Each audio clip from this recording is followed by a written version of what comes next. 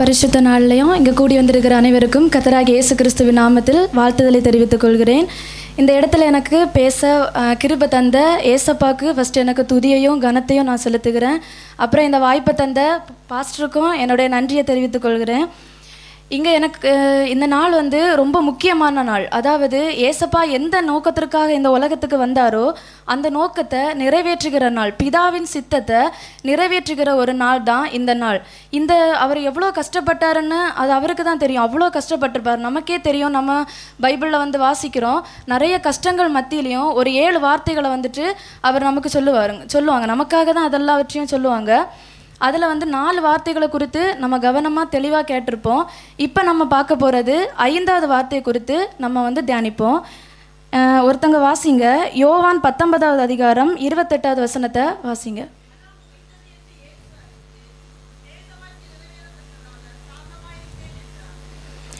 ஏசப்பா சிலுவையில் மொழிந்த 5வது வார்த்தை தாகமாக இருக்கிறேன்.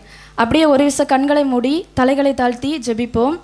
எங்கள் ஏசப்பா, ஆண்டவரே, இந்த நல்ல நேரத்தை எங்களுக்கு தந்ததற்காக உமக்கு ஸ்தோத்தரிக்கிறோம். ஏசப்பா, நீங்கள் சொன்ன வார்த்தைகளை நாங்கள் தியானிச்சுட்டு வருகிறோம். ஏசப்பா, இந்த வார்த்தையில் நீங்கள் என்ன வார்த்தை எங்களுக்கு கற்றுத்தரீங்களோ அந்த வார்த்தைகளை எங்களுக்கு நீங்கள் தெளிவாக சொல்லித்தாங்க. உங்கள் சித்தமான வார்த்தைகளை மட்டும் பேச கிருபை தாங்க.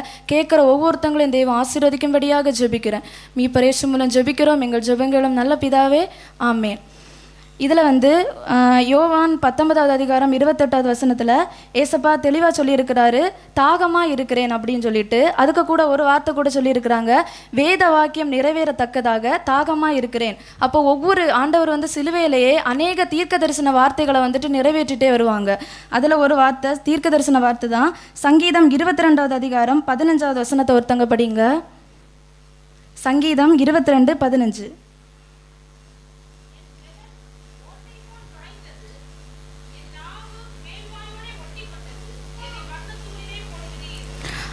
இதை தான் இந்த வசனத்தில் சொல்லியிருக்கு. தாகமாக இருக்கிறேன் அந்த இதில் சொல்லியிருக்கு. தீர்க்க தரிசன வார்த்தையை ஆண்டவர் நிறைவேற்றுகிறாரு.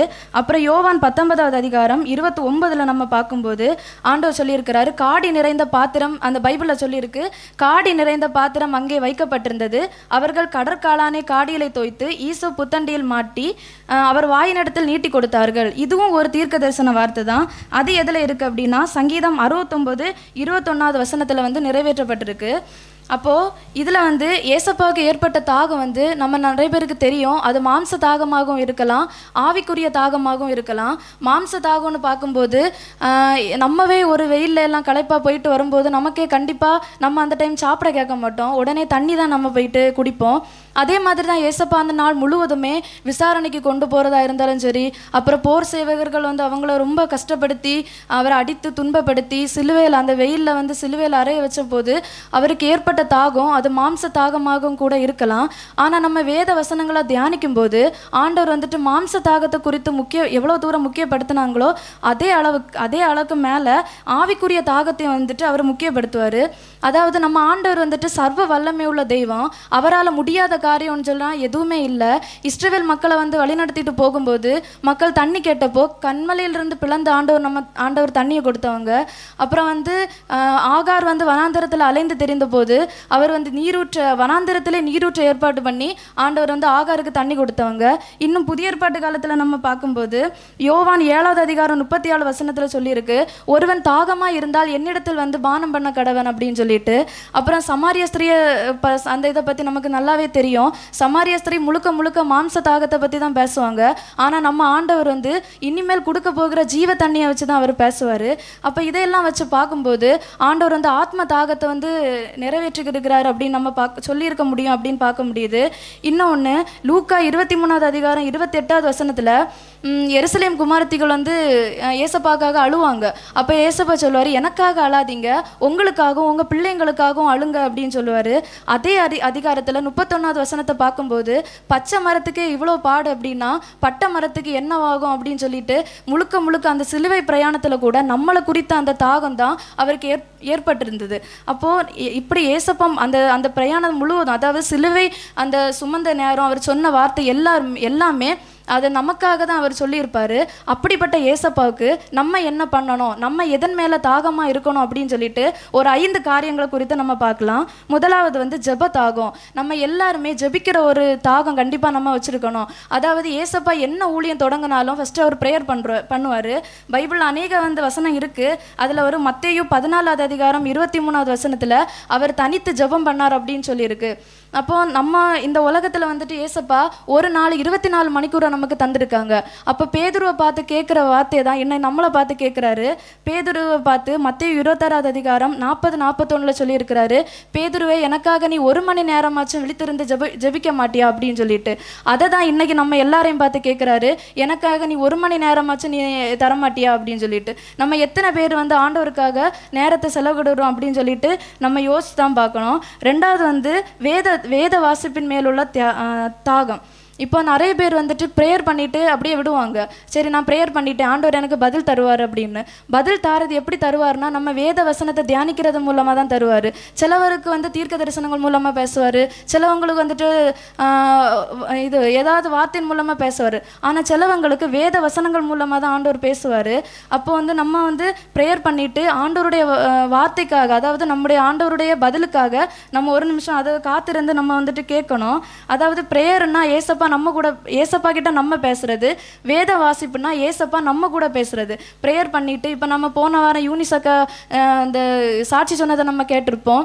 அவங்க ப்ரேயர் பண்ணிட்டு இருக்கும்போது ஏசப்பா வேத வசனங்கள் மூலமாக தான் அவங்க வாக்குத்தத்தங்களை ஆண்டவர் உறுதிப்படுத்தினார். அதனால நம்ம எல்லாருமே சங்கீதம் சங்கீதம் 1வது அதிகாரம் 2வது வசனத்தில் நம்ம பார்க்கும்போது கர்த்தருடைய வேதத்தில் இரவும் பகலும் தியானமாக இருக்கிற மனுஷன் பாக்கியவான் அப்படின்னு சொல்லியிருக்கு. அப்போ நம்ம ஆண்டவருடைய வசனத்தில் இரவும் பகலும் தியானமாக இருந்தோம் அப்படின்னு சொன்னால் நிச்சயமாக இந்த உலகத்தில் நமக்கு என்ன பேர் இருக்கோ இல்லையோ, ஆனால் ஆண்டவருடைய பார்வையில் நம்ம ஆசீர்வதிக்கப்பட்ட பிள்ளைங்களா நம்ம இந்த வேத வசனத்தை படிக்கிற பிள்ளைங்களுக்கு நமக்கு அந்த ஆசீர்வாதத்தை ஆண்டவர் தருவாங்க. அதுக்கப்புறம் 3வது ஆலயத்தின் மேலுள்ள தாகம். ஆலயத்தின் மேலுள்ள தாகம் அப்படின்னு சொன்னால் நம்ம எவ்வளோ தூரம் ஆண்டவருக்காக ஆலயத்தில் செலவிடுகிறோம் அதையும் பார்க்கணும். சங்கீதம் நம்ம தெளிவாக சொல்லியிருக்கிறார் சங்கீதக்கார தாவீது. சங்கீதம் 84வது அதிகாரம் 1வது வசனத்தை பார்க்கும்போது சேனைகளின் அதை ஒருக்க படிங்க. சங்கீதம் 84 1வது வசனம். அதில் பார்க்கும்போது தாவீதை அவ்வளோ அழகாக வர்ணித்து சொல்லியிருக்கிறாரு. அவர் தாவீதை நம்ம எடுத்துக்கிட்டோம் அப்படின்னா அவர் ஒரு பெரிய ராஜா, அவருக்கு எவ்வளோ கடமைகள் இருக்கும். ஏசப்பா நம்பி அவருக்கு ஒரு தாவீது ராஜான்னு ஒரு பொறுப்பை ஆண்டவர் கொடுத்துருப்பாரு. அவர் அவ்வளோ பெரிய ராஜாவாக இருந்த பிறவும் தாவீதை ஆண்டவருடைய ஆலயத்திற்கு மேலே எவ்வளோ நாட்டம் வச்சிருக்கிறாருன்னு நம்ம அந்த சங்கீதம் 84 ஃபுல்லாகவே பார்க்கும்போது தெரியும். 4வது வசனத்துலேயும் சொல்லியிருக்கு, உம்முடைய வீட்டில் வாசமாக இருக்கிறவர்கள் பாக்கியவான்கள் அப்படின்னு. 10வது வசனத்துலேயும் சொல்லியிருக்கு, 1000 நாளை பார்க்கிலும் உமது பிரகாரங்களில் செல்லும் ஒரே நாள் நல்லது அப்படின்னு சொல்லிட்டு. இந்த வசனங்களை எல்லாம் பார்க்கும்போது ஆண்டவர் தாவீது எவ்வளோ தூரம் ஆண்டவருக்கு உண்மையாக ஆலயத்தில் நேரத்தை செலவிட்டாங்க அப்படின்னு நம்ம பார்க்க முடியுது. நமக்கும் அநேக கடமைகள் இருக்கும். அவர் ராஜாவாக இருந்த அப்புறம் கூட ஆண்டவர் தாவீதை எந்த இடத்துலையுமே விட்டு கொடுக்கல. தாவீதும் ஆண்டவரை தேடுகிறத விடவே இல்லை. நமக்கும் இந்த உலகத்தில் அநேக கடமைகள் இருக்கும். வேலைக்கு போகலாம், பள்ளிக்கு போகலாம், காலேஜ் போகலாம், எங்கே போனாலுமே நம்ம ஏசப்பாவுக்கு ஒரு நேரத்தை செலவிட்டோம் அப்படின்னு சொன்னால் நம்ம எவ்வளோ தூரம் ஆலயத்தில் ஆண்டவருக்காக நேரத்தை செலவிடுகிறோமோ அவ்வளோ தூரம் நம்ம ஹாஸ்பிட்டல்லையோ மற்ற இடங்கள்லையோ நம்ம போகிறத நிச்சயமாக ஆண்டவர் அதை கம்மி பண்ணுவார். 4வது பார்க்கும்போது ஆத்ம தாகம், அதாவது சுவிசேஷ தாகம். கண்டிப்பாக இந்த தாகம் நம்ம எல்லாருக்குள்ளாடியும் இருக்கணும். அதாவது சுவிசேஷங்கிறது நம்ம பெற்ற சந்தோஷத்தை மற்றவங்களுக்கும் நம்ம சொல்லுகிறது தான் அந்த சுவிசேஷ தாகம். ஏசப்பா நம்மக்கிட்ட ஒரு பெரிய பொறுப்பை தந்துட்டு போவாங்க. மத்தேயு 28வது அதிகாரம் 10வது வசனத்திலையும் ஏசாயா 61வது அதிகாரம் 1வது வசனத்திலையும் சொல்லியிருக்கு. மத்தேயுவில் சொல்லும்போது நீங்கள் புறப்பட்டு போய் சகல ஜாதிகளையும் சீஷராக்கி பிதா குமாரன் பரிசுத்தாவினால் அவங்களுக்கு ஞானஸ்நானம் கொடுங்க அப்படின்னு சொல்லிட்டோம். அப்புறம் ஏசாயாவில் சிறுமைப்பட்டவர்களுக்கு சுவிசேஷத்தை பிரசங்கிக்க தான் என்ன ஆண்டவர் அபிஷேகம் பண்ணினாரு அப்படின்னு சொல்லியிருக்கு. இதெல்லாம் பார்க்கும்போது நம்ம மேலே விழுந்த ஒரு பெரிய கடமை அது சுவிசேஷம் சொல்கிறது. நம்ம சுவிசேஷம் சொல்கிறதுன்னா ஏதாவது ஒரு ஆத்மாவை கண்டிப்பாக அதை ரட்சிக்க முடியும். ஒருவேளை நம்ம விதை போடுகிறவங்களா இருக்கலாம், இல்லைன்னா ஆல்ரெடி போட்ட விதையில நீர் பாய்ச்சிக்கிறவங்களா இருக்கலாம், இல்லைன்னா ஆல்ரெடி நீர் பாய்ச்சிற இடத்துல ஒரு விளைய செய்கிற ஒரு பிள்ளைங்களா கூட ஆண்டவர் நம்மளை மாற்றுவார். அதனால் நம்ம சுவிசேஷம் சொல்லணும். இப்போ நிறைய பேர் நினைப்பாங்க எனக்கு சுவிசேஷம் சொல்லதுக்கு தைரியம் இல்லையே அப்படின்னு சொல்லும்போது, நம்ம ஜெபத்தில் அந்த வந்து நம்ம கண்ணு முன்னாடியே நம்ம போகும்போதும் வரும்போதும் எத்தனையோ பிள்ளைங்க, வாலிப பிள்ளைங்களா இருந்தாலும் சரி, சின்ன பிள்ளைங்க, பெரியவங்க எல்லாம் அழிந்து போகிறாங்க. அப்போ நம்ம ஜெபத்திலேயே ஒரு நிமிஷம் அவங்கள பார்த்து ப்ரேயர் பண்ணோம் அப்படின்னு சொன்னால் நிச்சயமாக பரலோகத்தில் நம்ம பலன் மிகுதியாக இருக்கும். அதுதான் மத்தேயு 10வது அதிகாரம் 33 சொல்லியிருக்கு. என்ன வந்து மனுஷங்க முன்னாடி அறிக்கை பண்ணினாங்க அப்படின்னு சொன்னால், நான் வந்து அவங்கள வந்து பரலோகத்தில் என் பிதாவுக்கு முன்னாடி அறிக்கை பண்ணுவேன், கனம் பண்ணுவேன் அப்படின்னு சொல்லியிருக்கிறாரு. அப்போ இதை விடைக்கும் நமக்கு பெரிதான பாக்கியம் எதுவுமே இல்லை. கண்டிப்பாக நம்ம ஒருத்தங்கள்ட்ட இயேசு நல்லவர்னு சொன்னோம்னா நிச்சயமாக ஆண்டவர் வந்து பிதாவுக்கு முன்னாடி நம்மளை வந்து கனப்படுத்த வல்லவராக இருக்கிறாரு. அப்புறம் 5வது ரொம்ப ரொம்ப முக்கியமான தாகம், லாஸ்ட்டாக வந்து இயேசுவின் மேலுள்ள தாகம். இது எல்லாருக்குமே இருக்கணும். நம்ம வந்து ஏசப்பா நமக்காக தான் இந்த சிலுவையில் வந்து ரொம்ப கஷ்டப்பட்டு ஆண்டவர் வந்துட்டு நிறைய வேதனைகளை சகித்து நமக்காக தான் பாடுபட்டார். இன்றைக்கி நம்ம எத்தனை பேர் வந்து ஏசப்பாக்கு மேலே அவ்வளோவா அன்பாக இருக்கிறோம்? அதாவது ஜெபிக்கிறோமா, வேதம் படிக்கிறோமா, ஆலயத்துக்கு போகிறோமா, யார்ட்டையாவது சுவிசேஷம் சொல்கிறோமா, அதை வந்துட்டு நம்ம யோசித்து பார்க்கணும். ஆண்டவர் நமக்காக என்னெல்லாம் பண்ணியிருப்பார், அப்போ நம்ம ஏசப்பாக்காக என்ன பண்ணோம் அப்படின்னு சொல்லிட்டு நம்ம ஒரு விஷயம் சிந்தித்து தான் பார்க்கணும். நிச்சயமாக நம்ம வேறு எதுவுமே வேண்டாம், நம்ம ஏசப்பாவை நேசித்தாலே போதும், தானாக நமக்குள்ளாடி எல்லாமே வந்துடும். அதனால் நம்ம முழுக்க நம்ம ஆண்டவரை நேசிக்கணும். அது சங்கீதம் வந்து 42வது அதிகாரம் 1-2 சங்கீதக்கார தாவீது ரொம்ப அழகாக சொல்லியிருப்பார். மானானது நீரோடைகளை வாஞ்சித்து கதறுவது போல என் ஆத்துமா உம்மை வாஞ்சித்து கதறுகிறது, என் ஆத்துமா ஜீவனுள்ள தேவன் மேலேயே தாகமாக இருக்கிறது அப்படின்னு. அவர் முழுக்கவே தாகமாக இருக்கிறேன்னு சொன்னது நம்ம ஏசப்பா மேலே தான். எவ்வளோ நேசிச்சிருக்கிறாருன்னு நம்ம அதில் பார்க்க முடியுது. அதாவது நம்ம ஒரு கற்பனைக்கு கொண்டு வருவோம். ஒரு மான் வருது, பக்கத்தில் ஒரு நீரோடை இருக்குது, அதுக்கு நீரோடைக்குள்ளாடி ஒரு முதலை கிடக்குன்னு வச்சுருங்க. அப்போ மான் நினைக்கும், எப்படா இந்த முதலை போவோம், எப்படா நான் வந்து தண்ணி குடிப்பேன் அப்படின்னு சொல்லிட்டு மானான நீரோடைகளை வாஞ்சித்து கதறுவது போல என் ஆத்துமா தேவனை நோக்கி வாஞ்சித்து கதறுகிறது. அப்ப தேவனை நம்ம அந்த தாகம் நமக்குள்ளாடி இருக்கணும். இப்ப நம்ம சர்ச்சுக்கு போற நேரம் வந்து ஏதாச்சும் ஒரு வேலை வந்தாலோ, இல்ல வந்து ப்ரேயர் பண்ற நேரம் யாராச்சும் வந்தாலோ, ஏசப்பாவை நான் தேட முடியலையே, ஏசப்பாவை நான் வந்து பார்க்கணுமே, இது ஏசப்பாவுக்கு கொடுக்குற நேரமாச்சு, அந்த தாகம் நமக்குள்ளாடி இருந்து அப்படின்னா நிச்சயமா நம்மளும் ஏசப்பா யாராலையுமே பிரிக்க முடியாது. கண்டிப்பா அந்த தாகம் நமக்குள்ளாடி இருக்கணும். அதே மாதிரி ஏசப்பாவும் நம்மளை வந்து ரொம்ப நேசிப்பாங்க. தாவீதை வந்து சும்மா இல்லை ஆண்டவர் நேசித்தது. தாவீது பாவம் பண்ணார் தான், ஆனால் தாவீதை வந்து நான் குறித்த நிறைய வாக்குத்தத்தங்கள் ஆண்டவர் சொல்லியிருப்பார். அந்த சின்ன வயசுலேயே அபிஷேகம் பண்ணுவார், எல்லாருக்கும் முன்னாடி எதிர்த்து நிற்க வேண்டிய அந்த தைரியத்தை கொடுப்பார். அதாவது கோலியாத்தை அந்த சின்ன பையன் தாவீது வந்துட்டு எதிர்த்து நிற்பார். இன்னொன்று அந்த ஞானம் கொடுப்பாங்க. இன்னும் அநேக ஆசீர்வாதங்கள் 1 நாளாகமம் 18-13 பார்க்கும்போது ஆண்டவர் வந்து தாவீது போன இடத்துலலாம் நான் அவனை காப்பாற்றுவேன் அப்படின்னு சொல்லியிருப்பார். தாவீதை சவுலை விட்டு கிருபைகளை எடுத்து போட்டது போல தாவீதை விட்டு என்னுடைய கிருபைகளை நான் எடுத்து போட மாட்டேன் அப்படின்னு சொல்லியிருப்பாரு. இப்படி அநேக வாக்குத்தத்தங்கள், உடன்படிக்கையெல்லாம் தாவீதுக்கு மேலே ஆண்டவர் வந்துட்டு நிறைவேற்றுவார்.